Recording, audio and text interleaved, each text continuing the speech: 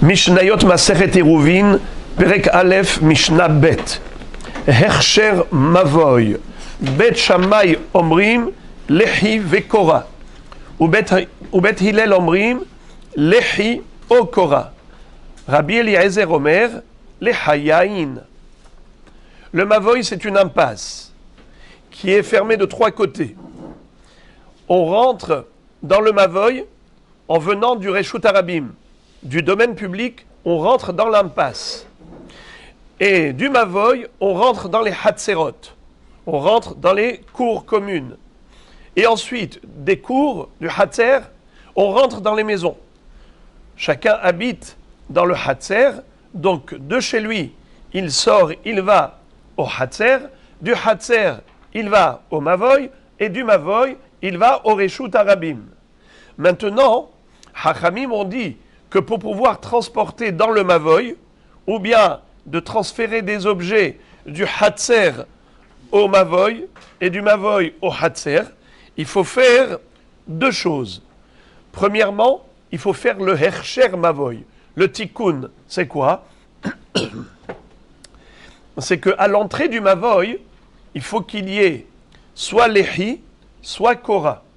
Lehi, c'est un piquet, c'est une barre verticale qui se trouve à l'entrée du Mavoy, collée au mur, c'est-à-dire proche de l'entrée, collée au mur au niveau de l'entrée, soit une Kora. Une Kora, c'est une poutre horizontale qui se trouve en haut de l'entrée du Mavoy.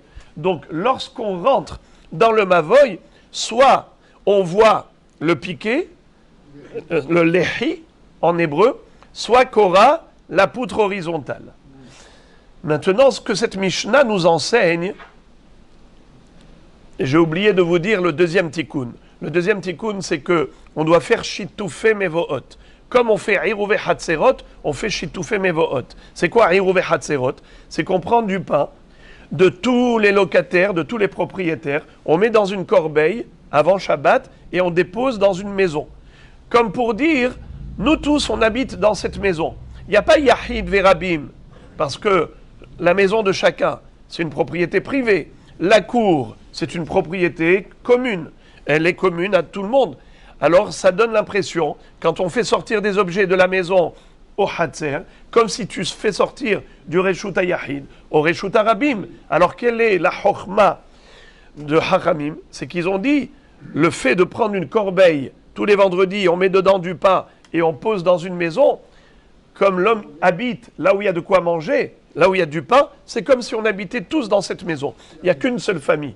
Il y a une seule famille, une seule maison, une seule cour, tout va bien. La même chose, Shitufé Mevohot. Parce que le Hiruvé Hatzerot, c'est pour faire fusionner les maisons qui sont dans ce Hatzer. Le Shitufé Mevohot, c'est pour faire fusionner tous les Hatzerot qu'il y a dans le Mavoy. Shitufé Mevohot, le Shituf du Mavoy. Tout le monde comme s'ils habitaient dans un seul Hatzer. Alors on prend des aliments de tous les Hatzerot et on pose dans un Hatzer. Mais Makom Amishtamer, évidemment, dans un endroit qui est sécurisé. Le din du Hersher Mavoy, c'est quoi? C'est qu'à l'entrée du Mavoy, il faut mettre soit Lehi, soit Kora. Alors il y a deux notions. La notion de Heker, c'est-à-dire que quand je rentre dans le Mavoy, je vois la Kora, alors je me rends compte qu'il y a une séparation entre le domaine privé du Mavoy et le domaine public de la rue. Donc c'est un Heker, signe distinctif. Ou bien c'est Mechitza, c'est considéré comme si c'était fermé. Grâce à la Kora ou grâce au Lehi, on considère comme si c'était un endroit qui était complètement fermé. Le quatrième côté est fermé aussi. Et donc à l'intérieur, on est complètement entouré de quatre côtés. Alors maintenant, c'est pas chou ce que je vous dis parce que c'est connu. Mais en réalité, dans la Mishnah qu'on étudie, on voit que ce n'était pas quelque chose d'évident. Parce que nous voyons que Bet Shammai, qu'est-ce qu'ils disent? Ils disent, il n'y a pas ou Lehi ou Kora, il faut les deux. Lehi ve Kora. un piquet vertical et une poutre horizontale. Là, c'est kasher. Là, tu peux transporter à l'intérieur du mavoy. Rabbi Eliezer, qu'est-ce qu'il va dire? Les hayaim, il faut 2 lehi, 2 piquets verticaux. Alors, lisons. Mishnah Bet, Hersher Mavoy, la cachérisation du Mavoy, Bet Shammai Omerim, Bet Shammai disent, Lehi ve Kora. Il faut mettre à l'entrée un Lehi vertical et une Kora horizontale pour pouvoir transporter dans le Mavoy. Ou Bet Hillel Omrim, Lehi o Kora. Mais Bet Hillel disent, ou l'un ou l'autre. Tu n'as pas besoin des deux, tu peux te suffire d'un Lehi vertical ou d'une Kora horizontale. Rabbi Eliezer Omer, les hayaïn. Rabbi Eliezer dit qu'il faut 2 lehi. Les hayaïn, c'est lehi au pluriel. Comme shvu'aim. Shavua, shvu'aim. Lehi, les hayaïn. Mishum Rabbi Ishmael Amar, Talmid Echad Lifnei Rabbi Akiva, Lo nechleku bet Shammai u bet Hillel al mavoy, שהוא פחות מ4 אמות, שהוא ניתר או בלחי או בקורה. על מה נחלקו? על רחב מ4 אמות ועד 10, שבית שמאי אומרים לחי וקורה, ובית הלל אומרים או לחי או קורה. Il y avait un élève, c'était Rabbi Meir, qui a dit devant Rabbi Akiva, tu sais ce que j'ai entendu de Rabbi Ishmael. Rabbi Ishmael disait que la mahloket de Bet Shammai et Bet Hillel n'a lieu d'être que si l'ouverture du mavoy, elle est de 4 coudées ou plus. Elle est seulement s'il y a plus de 4 coudées ou plus. Mais si l'entrée du mavoy, elle est inférieure à 4 coudées c'est à peu près 2 mètres. Si elle est moins que 4 coudées d'espace, n'est-ce pas? Eh bien, dans ce cas-là, tu n'as même pas besoin de Lehi Vekora d'après Bet Shammai. Même Bet Shammai sont d'accord avec Bet Hillel que ou Lehi ou Kora. Pas besoin des deux. Quand est-ce que Bet Shammai exige les deux, Lehi Vekora, que si l'entrée est d'une largeur de Arba Amot ou plus. Amar Rabbi Akiva, Alze ve'alze nehleku. Rabbi Akiva dit non, ce n'est pas vrai. La mahloket entre Bet Shammai et Bet Hillel, elle a lieu pas seulement lorsque il est plus que Arba Amot, même moins que Arba Amot, même si l'entrée fait moins que Arba Amot de largeur, Bet Shammai exige Lehi Vekora. Voilà les amis. Mishnayot Iruvin, Perek Aleph Mishnah Gimel. Hakora chez Amrou,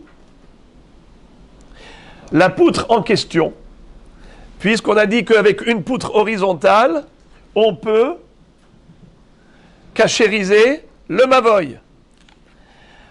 Tu la suspends en hauteur au niveau de l'entrée du mavoy pour faire une séparation entre Reshut Arabim et l'intérieur du mavoy qui est Reshut Yahid. Alors la Mishnah nous dit, Hakora chez Amrou, la Kora dont on parlait les Chachamim, Rehava kede le kabel ariyah. Il faut qu'elle ait une largeur minimale, de quoi supporter un ariyah. C'est quoi ariyah? Regardez la Mishnah elle-même nous dit, Vea ariyah hatsi levena shel shelosha tefahim. Levena c'est une brique. Les briques en général, il les faisait carrées de 3 tfahim par 3 tfahim. Et lorsque tu vas scier, tu vas couper en 2 la brique, ça va te donner quoi comme dimension? 1 tefah et demi de large et 3 tfahim de long. Comment s'appelle cette demi-brique? Ariyah. Ariyah, c'est Hatsi Levena. Alors maintenant, la poutre, elle doit pouvoir supporter le Ariyah, une demi-brique. Comment? Tu mets la largeur de la brique sur la largeur de la poutre. Contrairement à ce qu'on va dire dans quelques minutes, mais la bonne version, c'est celle qu'on a dans la Gemara Eruvin, que c'est les rohbo. Regardez ça. Quand vous mettez une poutre qui a un tefah en haut du mavoy, et sur la poutre vous mettez une demi-brique qui fait un tefah et demi, puisqu'on a dit que c'est Hatsi Levena, la moitié de 3 tefahim, c'est un tefah et demi. Vous savez c'est quoi un tefah? Un tefah, c'est 4 etzbaot. 4 fois le pouce. D'accord? Maintenant, quand vous mettez Arba Etzbaot, combien c'est un tefach et demi? C'est 2 Etzbaot. Pardon, un demi-tefach, excusez-moi. Un demi-tefach, c'est quoi? C'est 2 Etzbaot. Alors, quand je mets un tefach et demi sur un tefach, combien j'ai de débordement? Un doigt de chaque côté. Donc, un doigt à droite, un doigt à gauche. Et à quoi il sert? C'est pour mettre le ciment. Si je veux que la brique, elle tienne, il faut mettre du ciment. Alors, combien de ciment? Une épaisseur d'un doigt. C'est comme ça que je vais avoir de part et d'autre. Ça fait 2 cm. Puisque un tefach, c'est 8 cm. Puisque un etzbar, c'est 2 cm. Donc, ça nous fait un etzbar de chaque côté. Alors, je relis. Hakora chez Amrou, Rehava kedelekabel ariyah. La Korah en question, il faut qu'elle ait une largeur suffisante pour pouvoir supporter une demi-brique. Le ariyah hatsi levena shel shosha tfachim. Le ariyah, c'est une demi-brique de 3 tfachim. Donc ça fait un tefach et demi de large sur 3 tfachim de long. Daya la Korah shete rehava tefach. Kede lekabel ariyah le orko. Donc en effet, c'est ce qui nous donne quoi comme résultat? Que la poutre, il est suffisant qu'elle soit d'un tefach, un tefach, pour pouvoir tenir la brique qui est Hatsi Levena. Alors, comme je vous ai dit, si c'est écrit le Orko, il faut plutôt lire les Rohbo. Mishnayot Eruvin, Perek, Aleph, Mishnah, Dalet. Rehava kede lekabel ariyah, Ubriya kede lekabel ariyah. Rabbi Yehuda Omer, Rehava, afalpi she'ena bri'a. Il y a ici une mahloket concernant la solidité de la poutre. Est-ce qu'il faut qu'elle soit vraiment solide? De quoi tenir un ariyah? Il faut vraiment qu'elle puisse supporter une demi-brique avec le ciment et tout. Ou bien, ça suffit juste qu'elle ait une largeur d'un tefach, ce qui fait potentiellement une largeur suffisante pour une poutre pour supporter un ariyah. Mais concrètement, Rabbi Yehuda dit on n'a pas besoin qu'elle ait une solidité de quoi tenir le ariyah. Même si c'était très fin en carton, que ça ne peut pas tenir une brique, le principal c'est que ce soit rahav. Que celui qui se tient en bas, il puisse la voir. Cette Korah, même si elle est légère, même si elle est faible, le principal c'est qu'elle soit visible. Car pour Rabbi Yehuda, le principal c'est le heker, c'est que ce soit distinctif, que ce soit quelque chose que tu peux voir. Alors, Rehava falpi she'ena bri'a. Bri'a, ça veut dire en bonne santé, solide. Je relis. Rehava kede lekabel ariyah. La poutre, il faut qu'elle soit suffisamment large, de quoi tenir un ariyah, une demi-brique. Ubri'a kede lekabel ariyah. Mais il faut aussi qu'elle soit en bonne santé, c'est-à-dire solide, pour pouvoir tenir la brique. Rabbi Yehuda Omer Rehava afalpi she'ena bri'a. Rabbi Yehuda dit, si elle a la largeur d'un tefach, ça suffit. C'est pas la peine qu'elle soit solide, même si elle est très très fine, et que si tu mets dessus un ariyah, elle tombe, ce n'est pas grave. On n'a pas besoin de mettre là-bas une brique. Qu'est-ce que tu as besoin? Le principal, c'est que on puisse voir la Korah. C'est ça le but. Alors, c'est pas nécessaire qu'elle soit solide.